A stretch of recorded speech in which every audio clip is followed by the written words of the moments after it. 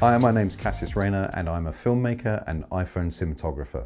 So today's video is all about filming on location, exploring some of the issues that we might get when we're using natural light that may clash with interior lights, and how do we tackle those issues using the FiLMiC Pro and your mobile phone.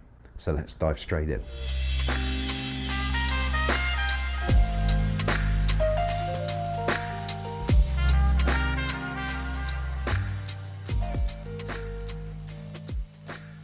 So essentially, this video is all about how we tackle light when we're on location.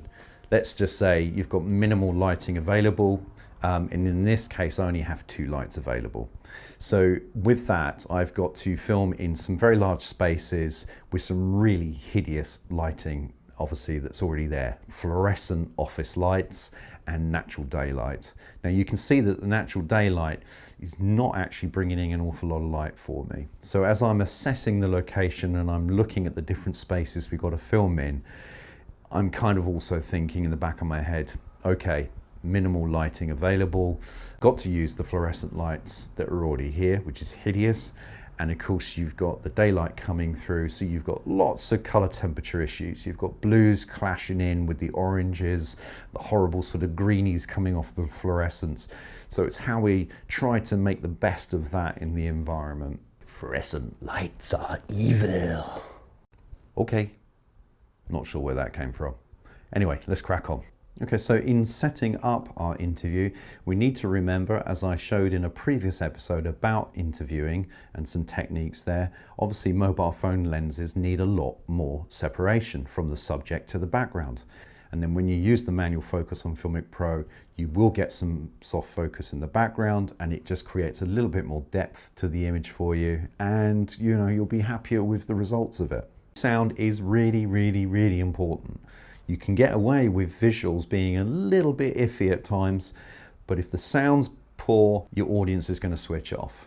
That's just a fact. Audio is so important, it really is. Make sure your sound levels are good and make sure the quality's there. And if you can, you should always try to monitor the audio while you're doing the recording. So the moment we went in lockdown, first of all, I couldn't get my materials. So I had to start working in smaller pieces. The other thing that's really important once you've done your interview before you move on to visuals is do a Atmos track. So you need to record the natural sounds of this space or the environment you're in for at least 1 minute. This will be really helpful for you in post-production and may save your skin when you're actually editing the interview. And obviously what's really important is your white balance. Do keep a check on your kelvins as well, the numbers in the left-hand corner there. And it's important in the same space when you're working under fluorescent lights, you keep a check on your white balance. It's very easy to stop a record, start a record, and actually there could end up being a bit of fluctuation in your color temperature. So keep a check on that. So for shooting the visuals, I use different types of equipment depending on the type of shots that I want to get. So I'm using my Smooth 4 gimbal with a monopod for different types of tracking shots, and I'm also using a handheld rig, and in particular I've been testing and trying out the 3x telephoto lens on this particular model, and with a combination with FiLMiC Pro and the manual focus, you get some fantastic depth of field to the images. Now when you're shooting your subject in their working environment, I like to use different angles to build up more of a picture of what's happening. So I might shoot a profile shot, or I might shoot a low angle shot, and then I might mix it with a much wider shot, which gives a real nice overview for the audience as to what's happening. Also try to explore. This is the whole point with mobile phones, is that you can work fairly quickly and you can obviously try different types of angles. I like to film through things. What does that mean? So I use props in the environment I'm in to shoot the subject, and the subject might be partially covered by another object. But it creates even better depth of field to your image, and it draws the audience in to really home in on what the subject is doing, or your actor, whatever it might be. Find what's interesting to that subject.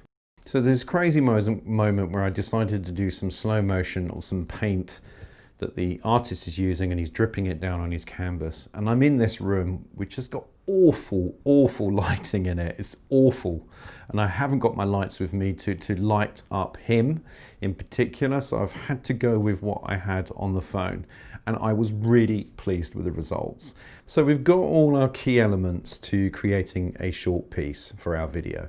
So we've got the interview, which is driving the story through dialogue. We've got lots of lovely visuals to cut away to that give different angles and detail on what that person does. But something I really like to do, I really enjoy doing, is what's going to initially draw the audience into the story. So the first thing I would look at is actually filming the artist in a slightly different setting, and that could be exterior, and then create an opening sequence. So that would be bringing in titles, credits, you know, who the person is, but just making it a bit more interesting, you know, who is this person, what are they about? So that's about it for this video. I hope that filming on location has been useful, and I hope that maybe you've got some tips and insights in there as to the challenges, particularly working with light or lack of light, or having to work with horrible fluorescent lights, which drive me mad. So I hope that that's been useful. If you haven't checked out FiLMiC Pro, do so on the App Store or on Google Play. I really appreciate you watching these videos. Here's to smartphone filmmaking. Thanks very much for watching.